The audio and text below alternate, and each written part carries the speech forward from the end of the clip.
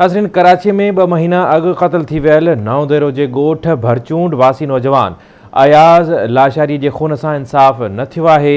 संदसि वारिस सरापा एहतजाज बणियल आहिनि। एहतजाज कंदड़नि आवाज़ न्यूज़ जे रिपोर्टर रशीद अबड़े सां पंहिंजा वीचार हिन रीत वंडिया आहिनि।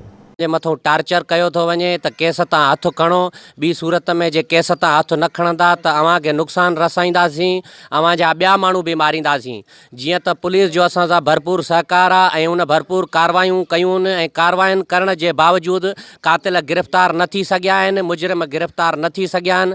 असांजी आला उहिदेदारनि सां अपील आहे त कातिल गिरफ़्तार कया वञनि। ॿियो महीनो आहे असांजो भाउ क़त्ल थियो आहे, उनजो को इंसाफ़ न थियो आहे। हुकूमत के असांजी अपील आहे त हिन क़ुरान जे सदके असांजे भाउ जा कातिल गिरफ़्तार करे। अञा बि असांखे नुक़सान ॾियण जूं धमकियूं था ॾियनि। 3 राति असांजे मथां फेरिंग थी आहे। मालड़ो आहे, असां हारी नारी आहियूं। उनजो माल जो गाह असांजो पलाल सॼो साड़े विया आहिनि।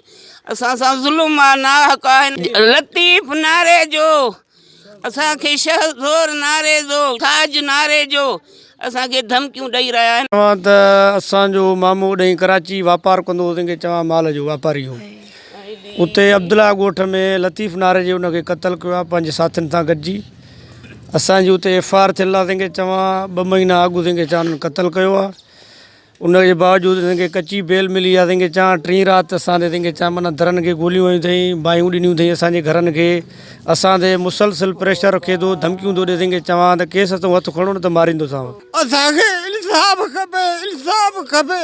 केरु जवाबदार? लतीफ़ नारे जो, साजिद नारे जो, इमरान नारे जो धमकियूं था ॾियनि तव्हांखे असां मारींदासीं। ठीक असांखे माना नुक़सान पहुचाइण लाइ आहिनि। उन राति घिरिया न अचे घरनि में, असांजे घरनि खे बायूं फेरिंगियूं। असांजा नंढड़ा ॿार मासूम हेरासजी विया आहिनि, मायूं हेरासजी विया आहियूं। ख़ुदा जे वास्ते असां सां तावन कयो वञिजे।